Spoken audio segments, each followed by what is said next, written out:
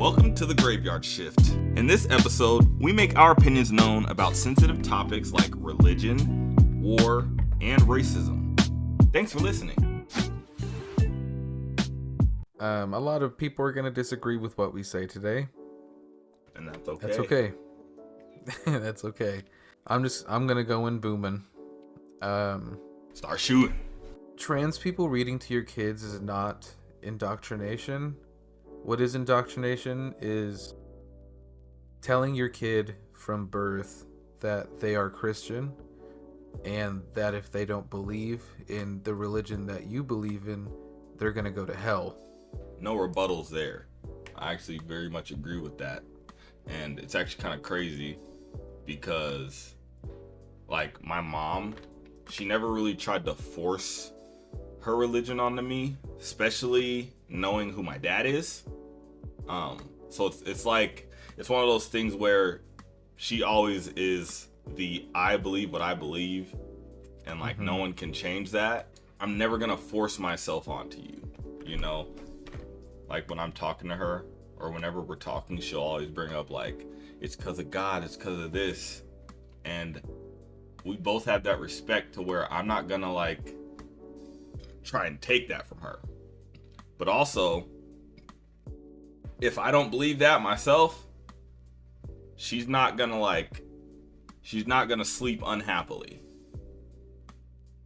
Because I think the biggest bond between people is the bond between them, not their ideals.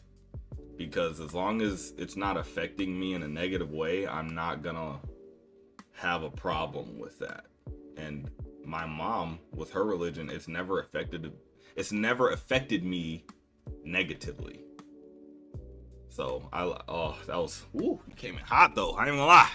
I love it. What I believe is, I kind of boil the religion down into a set of morals. Like, they believe that they're, at the end of the day and at the end of their life, there truly is a God. I believe that what their literature is saying is just a set of morals. I believe it's called like atheist agnostic. Yeah, I don't believe in a God. I don't believe in a higher power. But I still think it would be very cool if that were to come true. If any God in any of these religions were to be true, I think that would be amazing. And if I had factual evidence of these gods existing and factual evidence that there was an afterlife, I mean, obviously you would put all of your faith into what's being presented to you. Yeah, exactly. But out of the hundreds of religions that exist, everybody thinks theirs is the right one. If you're a Christian, you see somebody that's not a Christian and you're like, you know, they're not gonna make it in my heaven. You know, they're gonna have their own, you know, like, I don't even know, I don't even understand what they think in those scenarios. Like, they're gonna make it into their own heaven, or are they gonna go to hell because they don't believe in the God that you're supposed to believe in? You know? Like, if I believed in, and it's funny, like, the religion I've been the most interested in is like Egyptian mythology, kind of just how it's presented to me and how I've studied it. It makes sense. There are things in it that don't make sense. That's why I'm not like hardcore into it like that, because like at the end of the day, there are things unanswered where I'm like, how is that possible? How are these things the way they are? And they're not explained. But it's been the most sensible one. It's been the most sensible one I've studied. And I haven't studied all religion, so I can't even say that that's the one that makes the most sense to me. It's just the one that I've resonated with the most. And I can't even say I'm a part of that religion still. Well, okay, before we say anything, actually, I do have a question. Like, how do you feel about religions being not like taught in schools, but how do you feel about like teachers themselves in their studies or when they're teaching, you know, having that ideology built into it. How do you feel about that? Well, if it's anything similar to what's going on in Texas, where they're trying to force their religion into public education, like putting the Ten Commandments in schools and actively denying other literature for other religions, I would say that it should be looked at the same way as a teacher giving their political views. It just is your opinion, in that is all it is. It, no matter what you believe, if you have the utmost faith, it is your opinion that there is a God or that there is a heaven. There are so many religions, and putting that in schools as either facts or trying to tell children about it as if that's the only true religion is just it should be frowned upon. Yeah. I think it's genuinely frowned upon. I think it's just wrong. Like, and the reason I even asked that question is I was thinking back, and like in high school, a teacher I will not name, but like every time a lesson was being taught, they would start like implementing their religion into it, you know, and it never sat right with me, because I'm like, are you teaching these things through the God you believe in, or are you teaching these things because you want these kids to learn? Okay, I don't know if we're talking about the same person, but somebody else came to mind, and I want to tell you a couple things about what this teacher did. Okay. So he had a cross in his room already, which I already felt was kind of weird, you know. And sometimes he would, I feel like I'm losing my words here. Unless you're willing to represent other religions, I don't think you should be able to push your religion. Mm-hmm. But yeah, especially if you're a teacher. But he had the cross in his room anyway, and he would tell people about it and tell people his opinion about Christianity when nobody asked for it consistently. But it was the same weird teacher who had a pet tarantula, and would put it on kids' desks if they were sleeping to wake them up. Oh God, wait a second, we might be talking about the same teacher. It's the same teacher who said they have parts of a gun hidden around the classroom, so if a school shooter were to ever come in, they would build the gun and protect the class. Oh yeah, we're talking about the same teacher, bro. That's hilarious. I'll edit this part out, but yeah. Yeah. Oh, that's so funny. Oh, that's crazy. But yeah, that's him. But yeah, I always thought it was weird. And like, I love that I was homeschooled before going into public school, because it taught me a lot of like the things that are being forced onto children. While I'm a child, like I'm still a child in this time, and like I'm seeing it, and it made me so disinterested in learning at school. You think we covered that topic? I thought we did pretty good there. Hating gay people just tells me you're jealous that you can't explore that lifestyle. Like if you're a man and you're hating other gay men, it just tells me you really want boy booty, or you want it in your booty. Yeah. And what's funny, I just got done last night. I was watching Glee. It's one of my favorite shows because they tackle subjects like that with the children, like with the kids. And it's the best thing ever, because you can see in the child the conflict and how like their parents are and how they're teaching them. And it was literally an episode about a gay kid, and he was basically being forced to live with his father's new like flame, and little do they know that they are in Glee Club together and they're like good friends. But the kid Finn, he's like the high school jock, you know, he's the popular kid. He's sitting here all uncomfortable, like I don't know how to feel, because they have to share a room together. He has to share a room with the gay kid. His name's Kurt.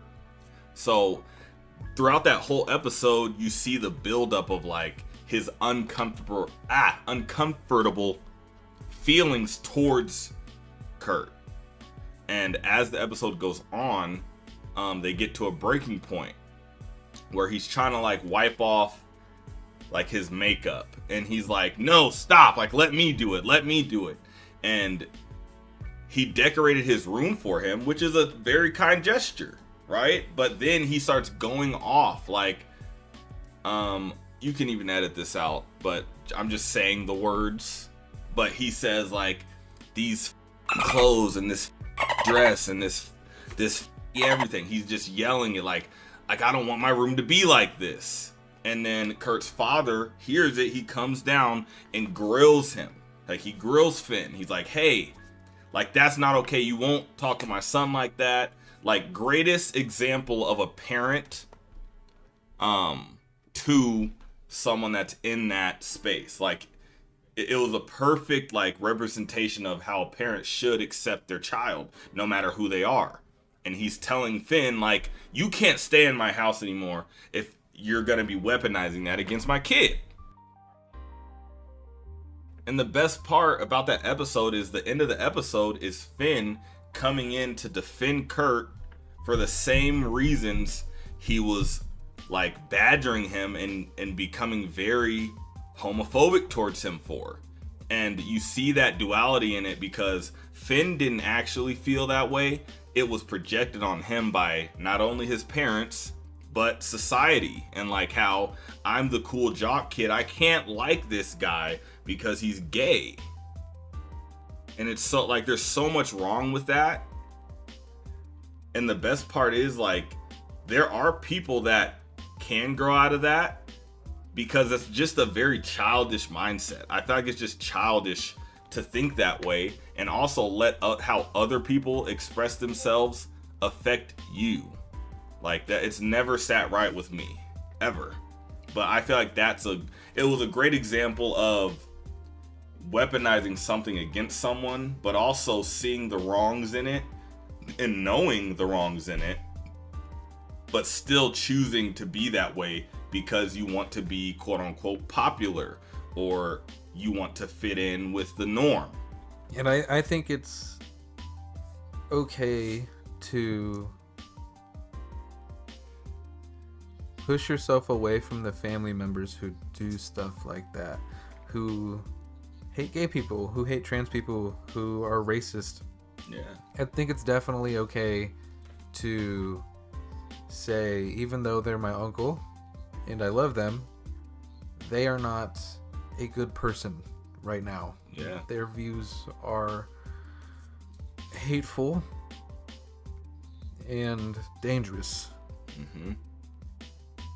And like where that hate comes from is the worst part, honestly. Like even if it's not like taught to you, if you just happen to feel that way, like the reasoning isn't justifiable. It never is. It's never justifiable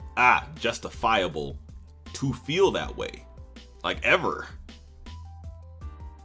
Why can't someone live in the same world you live in and be different? It's as simple as that to me. Yeah, even in my community, I make it very well known that we're nothing but acceptance. I'll even give you a quote for something we just posted recently. Whoever you are loved and wanted here. This was and always will be a safe place to those who need it. women whose rights are actively being taken away by law, immigrants being mistreated, abused, and hated, the LGBT community being judged and discriminated, the racial injustices to those who fear they have no source of protection. You are loved here, you are wanted here. We welcome diversity and celebrate culture. Like, we accept nothing less. I personally will not accept anything less in my community and in my life. Yes. It is, sometimes it really is that easy. It is. It should be. And like, I feel like when it's made a more difficult topic for people, it's a reflection of themselves.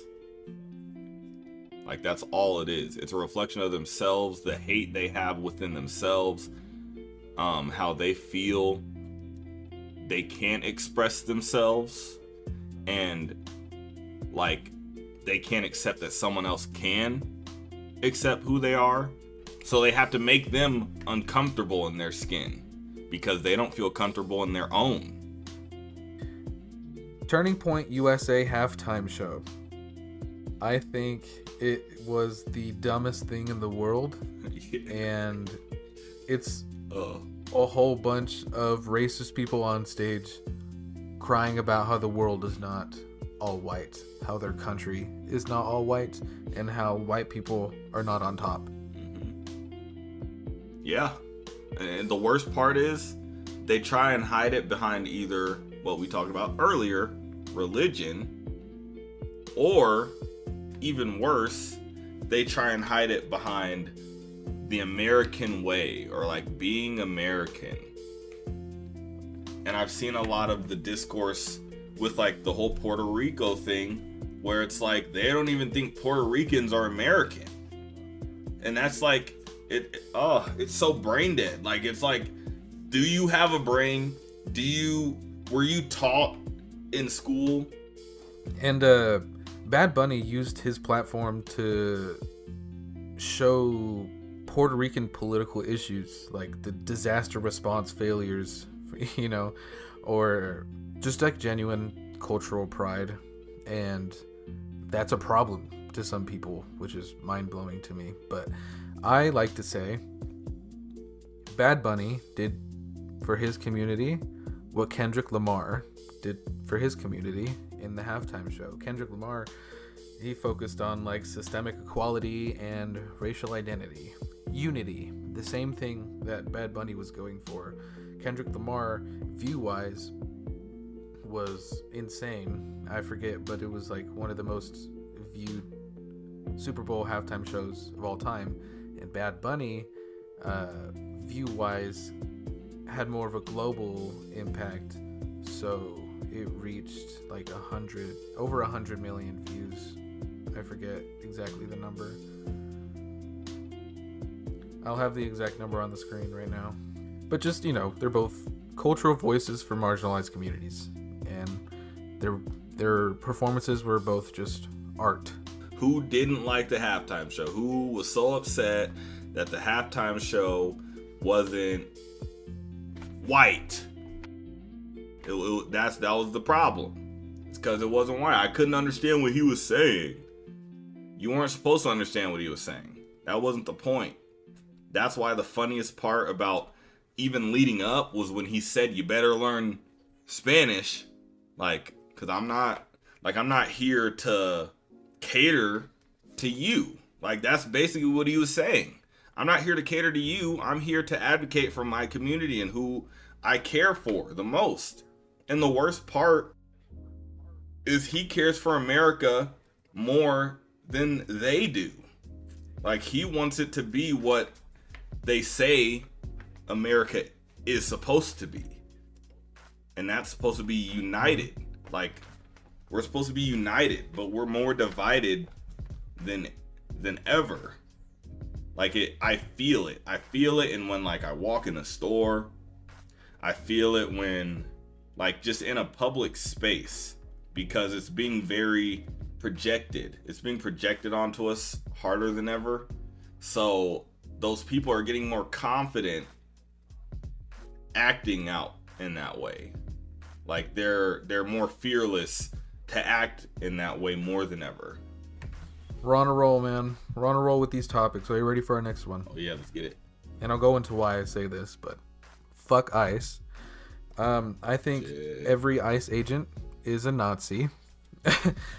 They all run off racist intentions, and they're just harming the community. They are doing no good. Yeah. No proven good. You know, the brutality of how they handle people, the kidnappings, masked, not showing identification. Anybody who walks by them is now being held at gunpoint. Pepper spraying children, throwing pepper balls into crowd. The killings, the Alex Preddy and Renee Good, they were murdered. I wouldn't say anything less than that. They were murdered. Every ICE agent, I think, should be held legally accountable for their actions the exact same way Nazis were held accountable for their actions. Yeah. It's being masked as something else, when in reality, like, they're not being lawful in any way. Like,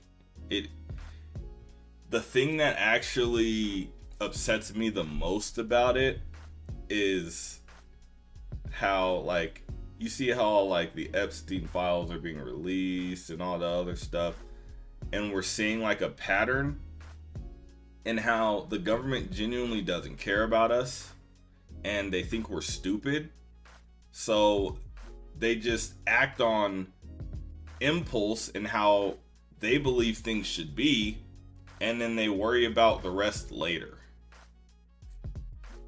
That's the part that upsets me the most, is they're not even like thinking about the consequences behind the actions they're taking. And ICE it's the gun. It's like the government is the hand holding the gun, and ICE is that gun, going and doing anything they want without the consequences behind the actions. And that's so dangerous. Like, that's such a dangerous thing, and it's being almost normalized to a point where when you hear about these killings and all this other insane actions being done by ICE, we're supposed to just like move on. It's like, oh, RIP, now go on about your day. And it makes no sense. And it's aggravating knowing that a government can act on that stuff with no repercussions. Their job is to be racist. Their job is to see a brown person and ask questions. They're not even going off information given. They're going off like what their eyes see and what they hear. The fact that ICE is just being so brutal to people, and that their main job is to see a brown person, deport them, and then ask questions later, even if you're wrong. Yeah. I think that is a form of terrorism. People should be able to defend themselves from ICE agents. If you have no prior information on me and you decide off of like your judgment that I am a threat to society, and we were talking about this way back when, like the Trayvon Martin case, bro, like he got killed for looking a certain way, for being a certain way that some off-duty officer, by the way, took his own judgment and forced it on that child. Like, I don't get how that's not wrong. Like, how is that not wrong?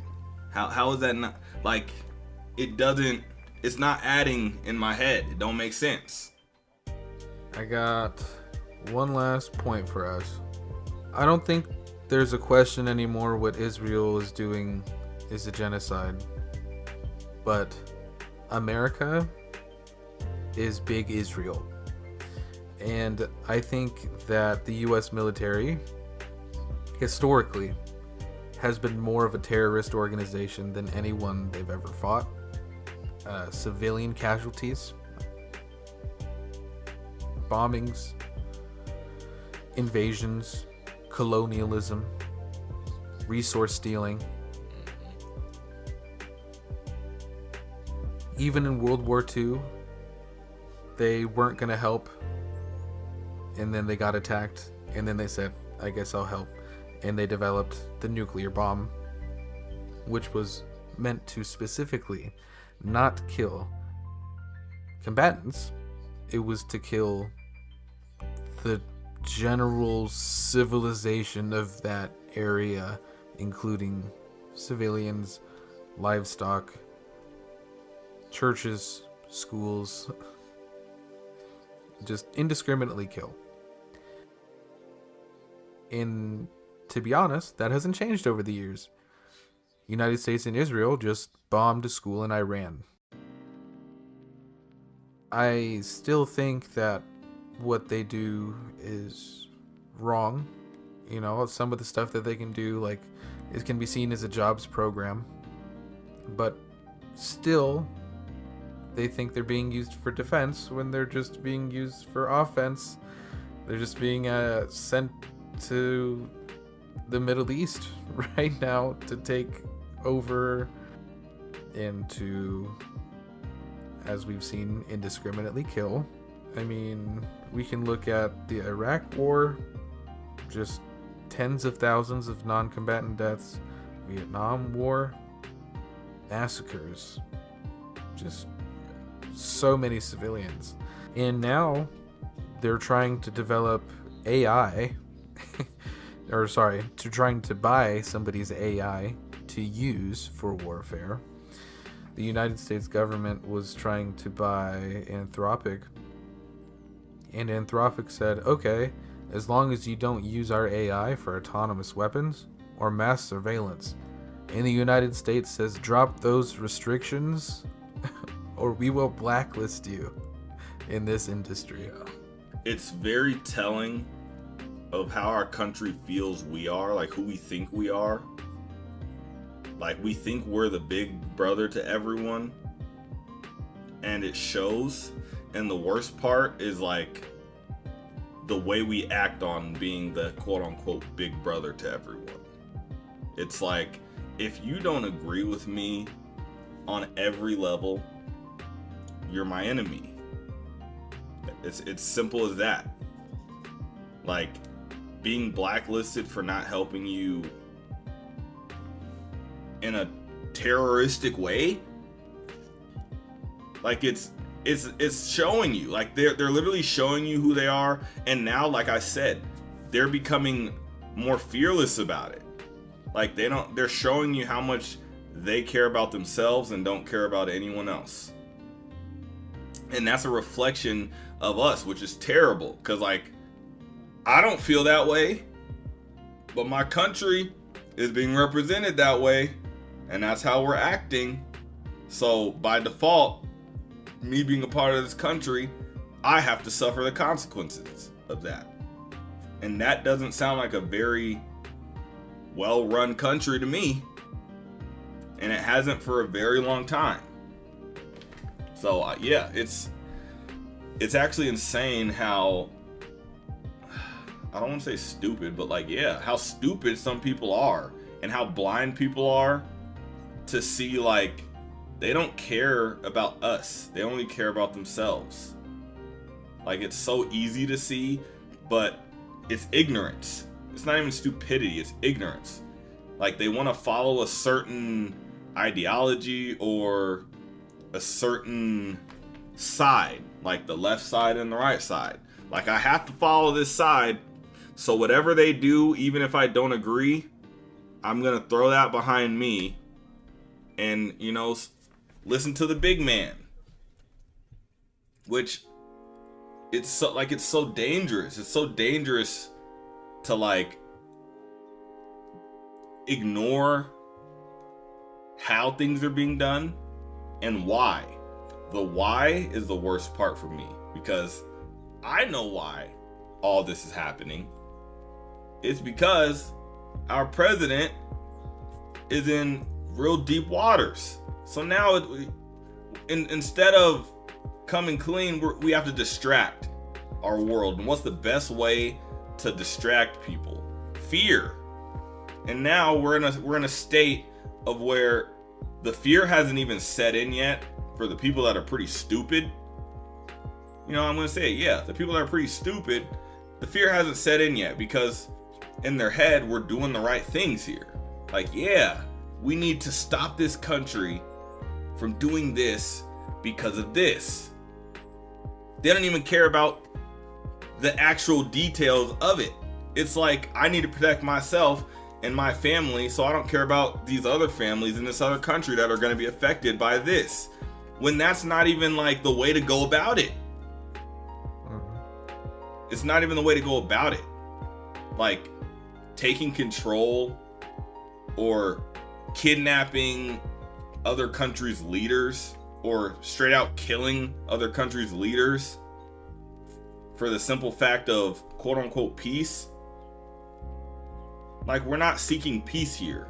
We're seeking control. That's what we're seeking. To put it simply, would it be okay if another country were to bomb our schools and to kill our leadership in the name of salvation? If your answer is no, then maybe it's just not a good thing in general. So when the United States does it, it's not something to cheer. Yeah. It is still an act of terrorism. Yeah. You don't clap your hands to that. Like, you don't celebrate that. It's never okay. It's not okay because it's us. Like, that's, like I said, that's very selfish. It's very selfish thinking. And it's showing how our country is, how our government is. Not our country. Let me not say our country, because there's a lot of good people here. And I like to say that I'm one of them. But our government, how our government runs and how they think, it's very selfishly. It's very selfishly. They don't think outside of themselves. They can't accept things that are outside of themselves and how they feel. So they need to take control of said thing and have control over it in order to feel safe. And they're jeopardizing the safety of our civilians and our people. For all of these reasons, it's the reason I don't stand for the national anthem. I don't stand for the Pledge of Allegiance. I won't be doing that until this country is something I want to represent, to where everybody is accepted and loved, and we're not acting on hate, and we're not indiscriminately killing. So, to wrap up all of my points today, love everybody, be who you want to be. If you lead with hate, you're going in the wrong direction. I don't know why this has to be said, but stop being racist, fuck ICE, and stop the killings. Please. I don't like seeing... I could see someone die, and I have no idea who they are, and I'm going to feel as if they were one of my own. Because they are a human just like me. They have the same life as me. Even if they live differently, they're still living life like I am. And I always tell people to lead with kindness, because you never truly know someone. No matter how much you think you do, like, you never truly know where someone comes from or why they are the way they are. And hate is the biggest thing in life that will lead you downward, not upward. What's up, everybody? It's Kendell. We appreciate you listening to our podcast. If you want to find more content like this, subscribe to the DozaGaming YouTube channel or follow us on Twitch. And once again, thanks for listening.